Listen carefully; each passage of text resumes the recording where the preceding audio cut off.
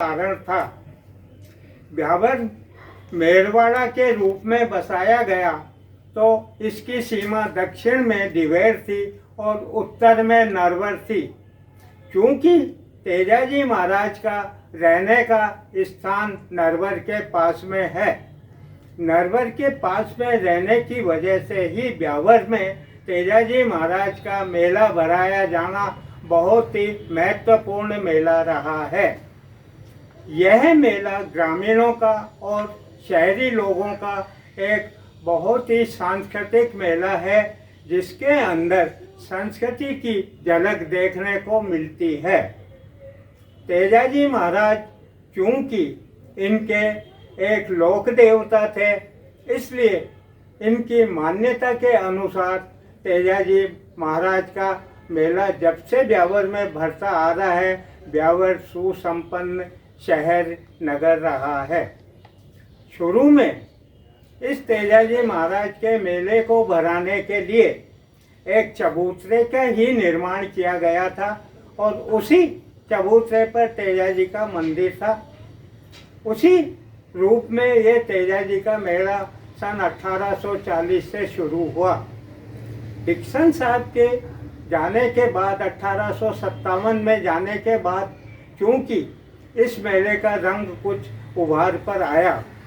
उभार पर इसलिए आया कि यहाँ एक कमिश्नरी नियुक्त हुई थी अंग्रेज़ों के द्वारा, उनकी देख रेख में ये मेला सतत बराबर आगे बढ़ता रहा। क्योंकि इस मेले की व्यवस्था स्थानीय प्रशासन करता है, जिसमें ये नगर पालिका थी, पहले म्यूनिसिपल कमेटी ब्यावर थी, उसकी देखरेख में ये मेला बढ़ता आ रहा है। इस मेले की मान्यता ये है कि तेजाजी जब भाद्रपद शुक्ला दशमी को हर साल ये मेला भरा जाता है। इससे पहले एक दिन पहले तेजाजी महाराज का जागरण होता है, तो जागरण के दिन से पहले दिन से जब ये मेला आरंभ होता है और मेला दशमी को भरा जाता है, उसके बाद में जल झूलनी 11 होती है, वो उसके बाद का दिन होता है। इस प्रकार इस मेले का समा 3 दिन तक लगातार रहता है। इसी 3 दिनों के अंदर इस मेले में आर्थिक चक्र इस तरह से घूमता है जैसे चारों तरफ से ही लोगों की ये एक महत्वाकांक्षा पूरी होती है। तेजाजी महाराज का देदीप्यमान ऐसा रहता है कि कई लोग यहाँ मन्नत मांगने को आते हैं। मन्नत पूरी होने पर कई लोग मन्नत चढ़ाने के लिए आते हैं। स्थानीय प्रशासन जब ये तेजा मेला आयोजित करता है तो बड़ी ही धूमधाम से और काफ़ी व्यवस्था के साथ में इस मेले का आयोजन किया जाता है। यहाँ पर खेल कूद प्रतियोगिता होती है, सांस्कृतिक कार्यक्रम होते हैं और यहाँ की जो संस्कृति की, व्यापार की, यहाँ के उद्योग की, यहाँ के कुटीर उद्योग की जो झलक है वो इस तेजाजी महाराज के मेले में देखने को मिलती है। तेजाजी महाराज क्योंकि एक जाट परिवार से थे और क्योंकि वो अपने मतलब बचपन में उनके माता पिता ने उनकी शादी कर दी थी। उनकी पत्नी पियर रहती थी। भौजाई के बोल से तेजाजी महाराज रुग्ण हुए। उन्होंने अपनी माँ से पूछा, माँ मेरा ससुराल कहाँ है, मैं पत्नी को लेने जाऊँगा। माँ ने उनका ससुराल का पता बताया। तेजाजी महाराज जब अपनी पत्नी को लाने के लिए जो पियर थी, लेकिन उससे पहले उनकी माँ ने कहा कि भैया तेजा, तू तेरी बहन पेमल को वहाँ से अपने ससुराल से लेकर आ। पेमल को ससुराल से लेकर के आने के बाद वो अपनी पत्नी को लेने के लिए जब चले गए भौजाई के बोल से, तो रास्ते में उनकी पत्नी की एक सहेली थी लाखा गुजर, लाखा गुजरी के की गायों को चोर लेकर चले गए थे। इसलिए दीनहीन लाखा गुजरी ने अपने तेजा जी से कहा कि आप बड़े वीर पुरुष हो, मेरी गायों को चोरों से छुड़ा कर के लाके दो। तेजा जी क्योंकि उस गायों को लेने के लिए उन्होंने वो चल दिए अपनी लाखा गुजरी के कहने पर, लेकिन रास्ते में उनसे जब उन्होंने मुठभेड़ की तो उनके कई शरीर के अंदर घाव हो गए। तेजा जी जब उनसे लड़ने के लिए गए थे तो रास्ते में बम्बी पर उनको एक सांप मिला। सांप ने कहा कि मैं तेजा तुम्हारे को डसूंगा। तेजा जी महाराज ने उनसे प्रार्थना की कि आप ऐसा है भाषक राजा, आप मुझे अभी मेरी मतलब लाखा गुजरी की गायों को ला करके उसको देने दो, उसके बाद मैं आपकी बम्बी पर आऊँगा, तब आप मुझे डस लेना। भाषक राजा ने उनकी प्रार्थना को कबूल किया और उन्होंने ठीक है जाने दिया। तेजा जी महाराज ने चोरों से लड़ाई की, खूब युद्ध हुआ भयंकर, पूरे शरीर में घाव हो गए, पर गायों को छुड़ाकर ला करके लाखा गुजरी को लौटा दी और अपने बचनों के बंधे हुए वचन से वो सांप की बम्बी पर गए। भाषक राजा ने कहा कि आपके शरीर में तो चारों तरफ घाव हो रहे हैं, लहूलुहान हो रहा है, मैं आपको कहाँ पर डसूं। तब भाषक राजा ने कहा, तब तेजा जी ने कहा कि ये मेरी जीभ है, वो बिल्कुल पवित्र है, सलामत है, यहाँ कोई भी घाव नहीं है, आप इस जीभ पर मुझे डस लो। तब भाषक राजा ने तेजा जी की घोड़ी के पैर पर बिलौना डाल करके और तेजा जी महाराज की जीभ को डस लिया। जब तेजा जी महाराज की जीभ को भाषक राजा ने डस लिया तो तेजा जी महाराज निढाल होकर के जमीन पर गिर गए। यह बात उनकी पत्नी को जब मालूम हुआ, उनकी पत्नी को मालूम हुई तो पत्नी अपने बिछो के अंदर वहाँ उस स्थान पर पहुँची। भाषक राजा ने देखा कि ये पतिव्रता स्त्री है, इसके श्राप से मेरे को नुकसान होगा। तब उसने तेजा जी महाराज की पत्नी को कहा कि मेरी कोई गलती नहीं है, आप मुझे क्षमा करें। तो पेमल तो तेजा जी महाराज के साथ पर वहीं सती हो गई। सती होने से पहले तेजा जी महाराज की पत्नी ने कहा कि अपने सारे अनुयायियों से, सब लोगों से कहा कि आप भाद्रपद कृष्णा दशमी, भाद्रपद शुक्ला दशमी के पहले दिन जागरण करें और भाद्रपद शुक्ला दशमी को तेजा जी महाराज का खूब आनंद पूर्वक मेला भराएं, उनके चूरमे का भोग लगाएं, उनके दूध का भोग लगाएं, कच्चे दूध का, कच्चे नारियल के पानी का भोग लगाएं, आपकी मंशा पूरी होगी। तब और जब पेमल उनसे सती हो रही थी तो सारी जनता को उन्होंने ये एक अमर आशीष दी। उसी अमर आशीष के साथ ये तेजा मेला संपन्न होता है। तेजा मेला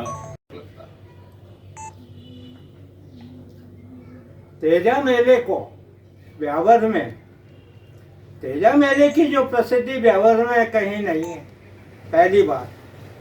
दूसरी बात, तेजा मेला पहला अर्वाचीन जो मेला रहा है उसके अंदर ग्रामीण झलक देखने को मिलती थी। ग्रामीण लोग मिट्टी के बर्तन बनाए हुए पका करके यहाँ आकर के दुकानें लगा करके बेचा करते थे। वो आजकल ग्रामीण मेला, ग्रामीण लोगों की दुकानों का वो मतलब आपके इन बर्तनों की दुकानें वर्तमान में देखने को नहीं मिलती है, क्योंकि यह मेला प्राकृतिक मेला है।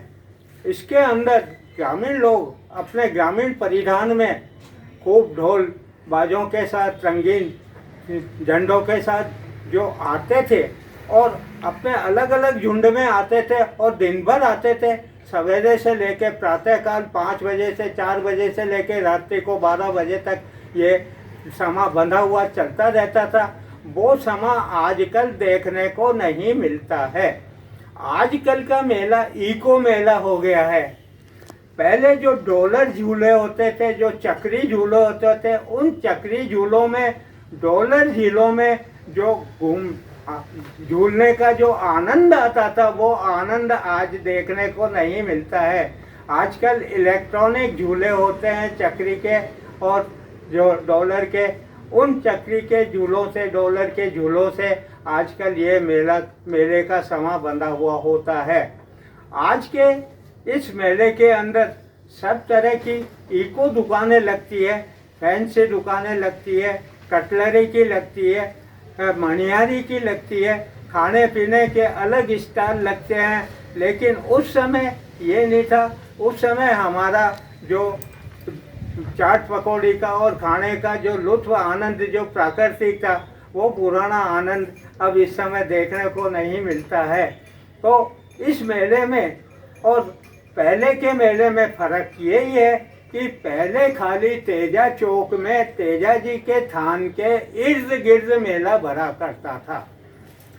मेरे को अच्छी तरह याद है कि यह मेला सन 1970 तक इसी तरह से भरता आ रहा था, जहाँ तेजा जी के थान के पीछे चक्री के झूले लगते थे, तेजा जी के थान के सामने डॉलर झूले लगा करते थे। उसके आगे जो है इनके मिट्टी के बर्तनों की दुकानें लगा करती थी और ये खाली तेजा जी के चौक तक ही सीमित था। ये तो 1950 तक की बात रही।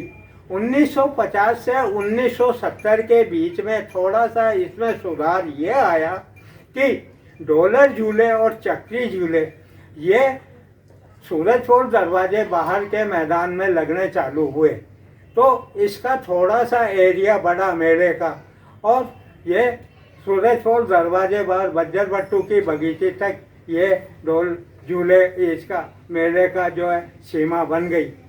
तो वहाँ जितने भी ये जो बीड़ी वाले जो अपने जो शो करते थे, उनकी दुकानें वहाँ लगने लग गई और बाहर से जो कोई और भी कोई ये खिलौने वाले आते और आते, वो भी अपनी दुकान वहाँ लगाने लग गए।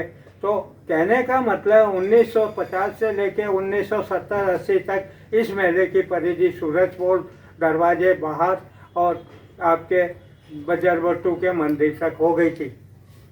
उसके पहले जब इतना हो गया, तब इन्होंने प्रशासन ने सोचा कि इस मेले में भव्य मेला होता है, इसलिए इसका अब जो हमारा ये सुभाष उद्यान है, इसके अंदर इसका आयोजन किया जाना चाहिए। तो 1962 में जब ये राठी पवेलियन बना था, तो यहाँ जितने भी सांस्कृतिक कार्यक्रम होते थे 1962 से, वो सारे यहीं होते आ रहे थे। लेकिन इन झूलों का स्थान अब आपके सुभाष उद्यान में कर दिया गया था और सुभाष उद्यान की पाल के ऊपर भी आगे ठेठ पाल तक ये इसका एरिया बढ़ा दिया गया था। तो ये आपके मेला सन 1970-80 से लेके 2010 तक ये मेला इस परिधि में भरा जाने लगा। यहाँ पर इस मेले की सुरक्षा में और बहुत सारी व्यवस्था होती है। बालचर होते हैं, एनसीसी होती है और यहाँ की जो स्थानीय पुलिस होती है वो सुरक्षा करती है। इसके अलावा यहाँ पीने के पानी की ठंडी प्याउएँ लोक जन संस्थाओं द्वारा लगाई जाती है। यहाँ बहुत सारी दुकानें लगाई जाती है, कई तरह के स्टॉल लगाए जाते हैं। यहाँ पर ये चौरंगी, ये बहुरंगी इंद्रधनुषी मेला ब्यावर के अंदर एक अनोखी यादगार रखता आता चला आ रहा है। तेजा जी के मेले में टेक्सटाइल यूनियन की तरफ से, बड़ी बड़ी मिलों की तरफ से जो झंडे आते हैं, उस झंडे को लेकर के आपका क्या कहना है? क्योंकि ब्यावर जब बसा था तो हिंदुस्तान में खाली 8 जगह थी जो व्यापारिक स्थान थे। उन 8 जगहों में हमारा जो सिंध प्रांत था, उस सिंध प्रांत में हमारा ये आपके सिंध प्रांत का एक शहर है, वो दूसरा आपके फिर आता है पंजाब, पंजाब का फाजिल्का, फिर उत्तर भारत का कानपुर, फिर मध्य भारत का इंदौर, फिर आपके बम्बई प्रांत के 3 शहर, बम्बई, अहमदाबाद और राजकोट। इन 3 शहर के बाद ये 8 शहर होने के बाद हमारा 1950 से पहला हमारा ये राजपूताना कहलाता था। तो इस राजपूताना का ब्यावर, ये चूँकि 8 शहर आज के 150 साल 200 साल पहले व्यापारिक तौर पर उन्नत थे, इसलिए खाली एक राजपूताना में ब्यावर ही एक ऐसा शहर था जो उस समय व्यापार में विकसित हो गया था, और यहाँ ऊन और कपास का व्यापार राष्ट्रीय स्तर पर होता था, और ये एक अंतर्राष्ट्रीय मंडी बनी हुई थी। तो यहाँ चूँकि ये व्यापार था, यहाँ ग्रामीण लोग जब ये ऊन और कपास लेकर के आते थे तो ये मंडी थी। इस मंडी की वजह से इन्होंने डिक्सन साहब से कहा हमारा मेला आप भराना चालू करें। ये मेला 1840 से शुरू हो गया था। अब आप ये देखिए कि इस मेले में जो उस समय अलग अलग स्थानों पर जो मान्यता थी, जयपुर स्पिनिंग मिल, जैसे किशनगढ़ का आदित्य मिल, जैसे आपके किशनगढ़ का मिल, और आपके अहमदाबाद के कपड़े के मिल, आपके और अन्य पाली, भीलवाड़ा और सब जगह के झंडे, यहाँ पर बड़े बड़े झंडे रंगीन और में लोग बाग जो यहाँ की मान्यता के अनुसार जो श्रमिक वर्ग है, वो श्रमिक वर्ग बड़े ही धूमधाम से ये झंडे तेजाजी के महाराज के थान पर सन 1840 से भरना चालू हो गया था और ये लेकर के आने लगे। तो आप ये देखिए कि बड़े बड़े कम से कम 50-60 झंडे आते हैं और छोटे झंडे कम से कम 500 करीब आते हैं। तो ये मेला परवान पर चढ़ा हुआ है। इस मेले में यही देखने का एक है कि सब लोग अपने आनंद में रहते हैं, सब अपना गीला शिकवा भुला करके तेजाजी महाराज का गुणगान करते हुए नाचते गाते और ढोल धमाके के साथ आते हैं और अपने इष्ट देवता का एक गुणगान करते हैं। तो ये जो झंडे आते हैं ये बहुत दूर दूर से, आपके अहमदाबाद से, बम्बई की मिलों से, आदित्य मिल आपके किशनगढ़ से, भीलवाड़ा से, पाली से, मतलब दूर दूर से, जयपुर से, चारों तरफ से इस तेजाजी महाराज के मेले की मान्यता रही है। और यहाँ के ये सारे लोग, इनके जितने भी श्रद्धालु हैं, ये मेले में आज भी ये समा बना हुआ है कि बड़े झंडे बड़ी बड़ी मिलों से, बड़े बड़े शहरों से आते हैं। छोटे झंडे, हमारा ब्यावर इस समय चूँकि औद्योगिक शहर है, छोटी छोटी 400-600 इकाइयाँ हैं उद्योग की, इसलिए इस समय तो ये मेला बड़ा परवान पर चढ़ा हुआ रहता है, क्योंकि यहाँ की हर श्रमिक इकाई का झंडा यहाँ पर तेजाजी महाराज के स्थान पर आता है। तो ये फर्क इतना ही पड़ गया कि पहले जो बाहर से झंडे आते थे, ब्यावर की तीनों मिलों के, कृष्णा मिल, एडवर्ड मिल और श्री महालक्ष्मी मिल के झंडे, वो तो आते ही हैं, लेकिन यहाँ की 400-600 इकाइयों के जो झंडे यहाँ आते हैं, ये एक इसके अंदर बहुत बड़ी उपलब्धि हुई है। मेले अपनी संस्कृति के परिचायक है। मेले जो है अपनी संस्कृति के परिचायक है, लेकिन जल जुलनी एकादशी को जो महिलाओं के लिए विशेष मेले का आयोजन होता है, उस पर आपका क्या कहना है? महिलाओं के लिए जल जुलनी एकादशी के दिन जो मेला भरता है, दिन के समय महिलाओं के लिए एक विशेष व्यवस्था होती है, केवल महिलाएं ही मेले में जाती है, पुरुष की एंट्री नहीं होती है। हाँ। ये कब से चालू हुआ और इसको लेकर के आपका क्या कहना है? तीसरा दिन जो जल जुलनी का होता है, ऐसा हुआ कि सन 2000 के बाद में, 2000 के बाद में जब ये मेला बड़े परवान पर चढ़ने लगा और गांव के झुंड जब इस मेले में आने लगे, आसपास के 100-150 गांव हैं, तो 100-150 गांव के लोग झुंड के रूप में यहाँ आने लगे। इस मेले में इतना परवान जब होने लगा तो महिलाओं का जो समूह आता था, बच्चियों का जो समूह आता था, वो ज़्यादा मात्रा में होता था। तब यहाँ की स्थानीय प्रशासन ने यह एक डिसीजन लिया कि तय किया कि एक दिन जो जलजूलनी का दिन है, 11 का दिन, उस दिन महिलाओं का मेला रखा जाए। इसी आधार पर सन 2000 के बाद से या उसके 2-3 साल पहले से जलजूलनी 11 के दिन जो कंपनी बाग है, जिसको वर्तमान में सुभाष उद्यान कहते हैं, इसमें जलजूलनी 11 के दिन खाली महिलाओं के लिए ही मेले के लिए स्वीकृति होती है। उसमें पुरुषों का प्रवेश निषिद्ध होता है। तो यह मेला चूँकि इस समय चूँकि ये जो व्यवस्था की गई है, इस पर मैं खुद यह देख करके बड़ा चकित हूँ कि इस समय आसपास के गांवों से जब इनकी औरतों के और बच्चों के झुंड आते हैं, ऐसा झुंड मैंने इस तरह का समा पहली बार ये इस मेले में 10-20 साल से देख रहा हूँ कि ये बड़ी ही परवान के ऊपर चढ़ा हुआ है। क्योंकि इस मेले में व्यवस्था बहुत ही सुंदर व्यवस्था होती है और सभी तरह की दुकानें लगी हुई होती है। तो जिन वस्तुओं को खरीदने की इच्छा होती है वो इस मेले में ही वो वस्तुएं खरीदने को मिलती है और तेजाजी महाराज के दर्शन होते हैं। क्योंकि मेले का लुत्फ मिलता है देखने को, इसलिए ये मेला आज बहुत बड़ी रूप के अंदर ये मेला भरा जाने लगा है। क्योंकि आज उसके बाद 11 के रोज विराटिया में रामदेव जी का मेला होता है। तो यहाँ के लोग सीधे रामदेव जी के मेले में, विराटिया के मेले में जाते हैं। दुकान वाले, मनियारी वाले, छोटे दुकानदार जो अपने दुकानदारी करते हैं। तो ये परवान का मेला है। इस मेले के अंदर आसपास के 300-400 गाँव के जो ये यात्रु आते हैं, ये बड़ा ही रिमार्केबल मेला है।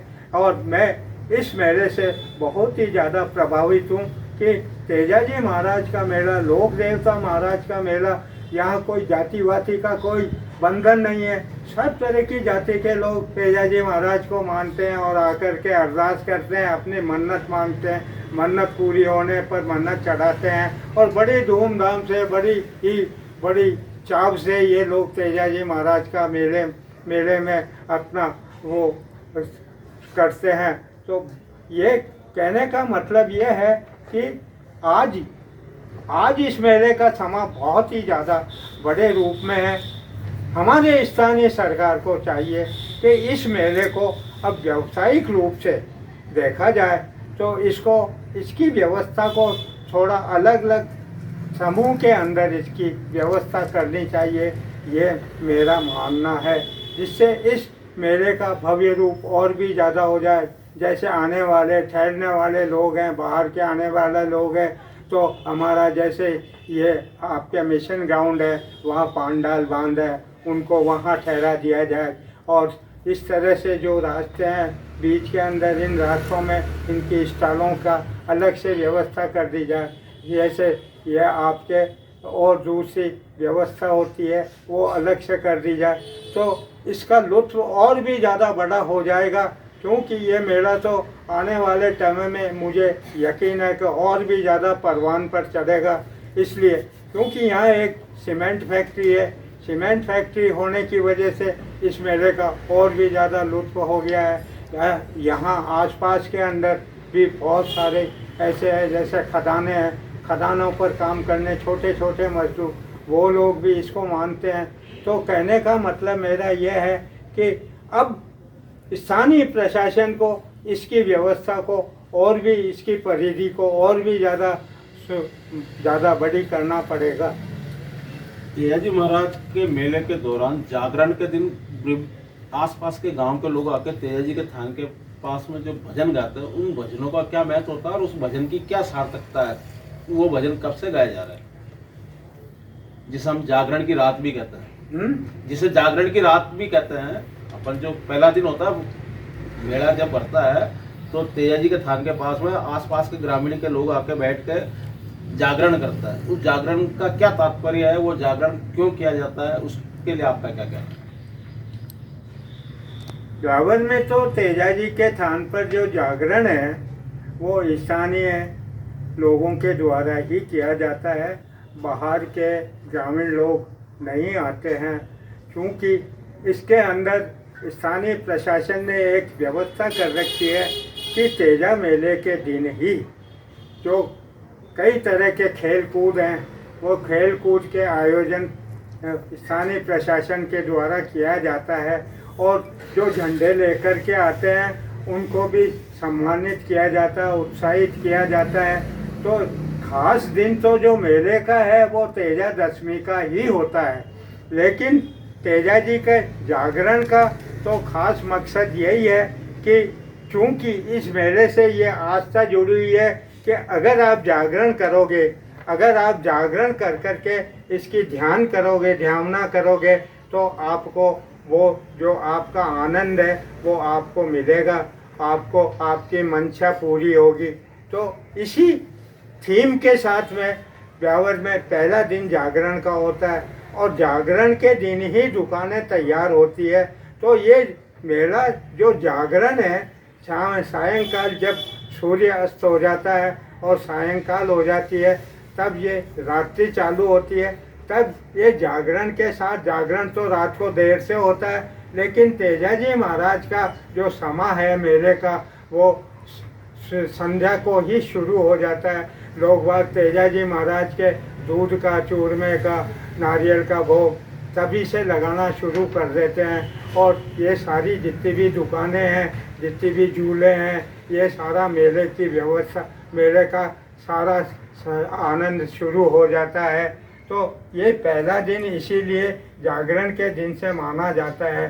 तो ये पहला दिन जागरण से ही चालू होता है। रात को रात भर जागरण रहता है, लोग वहाँ गाते रहते हैं तेजा जी के मंदिर के आगे, क्योंकि चौपाल लगी हुई रहती है, लोग वहाँ गाते जाते रहते हैं, और चौपाल के अंदर भजन कीर्तन चलते रहते हैं और लुत्फ लेते रहते हैं। तो ये जागरण का ये महत्व है कि जागरण से ही तेजा जी महाराज का मेला आरंभ हो जाता है। मैं आपको मेरी तरफ से बहुत बहुत बधाई देता हूँ। भगवान आपको इस मेले के अंदर सफल बनाए, आपको बहुत ऊपर चढ़ाए, आपको खूब सुख संपत्ति दे तेजा जी महाराज, आपके भंडार भरे रहे, यही मेरी हार्दिक इच्छा है। और इसी हार्दिक इच्छा के साथ आपका अभिवादन करता हूँ। जय हिंद, जय भारत, धन्यवाद।